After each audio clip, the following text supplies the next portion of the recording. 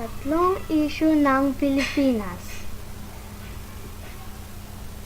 Una, pagkasira ng kalikasan. Ito ay dahil sa talamak na pagputol ng mga puno at paggamit ng dinamita tuwing nangingisda. Pangalawa, polusyon. Ito ay dahil sa pagtapon ng mga basura sa kung saan-saan. At huli, lumalaking populasyon at dahil dito, hindi na sapat ang budget ng ibang pamilya. Mga solusyon. Gagawa ako ng 2 bagong batas na dapat laging sundin. Una, iwasang magputol ng mga puno. Pangalawa, huwag magtapon ng basura sa maanyong lupa at anyong tubig.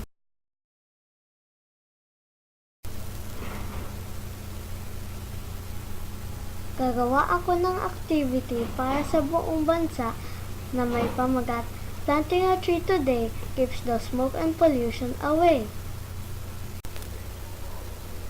Ang gagawin ay iwasan ang magputol ng mga puno para lang sa pagpatayo ng building o factory. Bawat komunidad sa Luzon, Visayas at Mindanao ay dapat magtanim ng mga puno bawat buwan.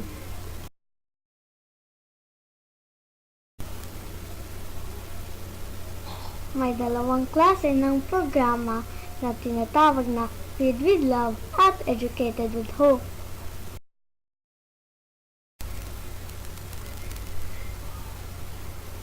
Feed with Love.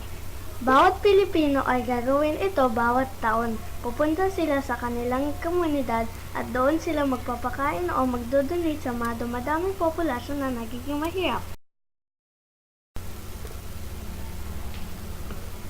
Educated with Hope. Dito ang mga guro sa public school ay iba na ang gagawin. Sa tulong ng mga magulang o mga nakakatanda, pupunta sila sa iba't ibang lugar. Magtuturo sila sa mga bahay ng mga mahihirap.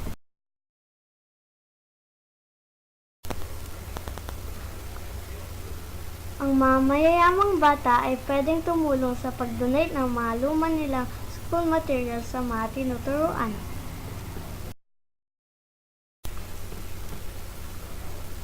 Maraming salamat po sa panonood at pakikinig. Aasahan ko ang inyong suporta at tulong para sa paglutas ng mga issue sa ating bansa. Created using Powtoon.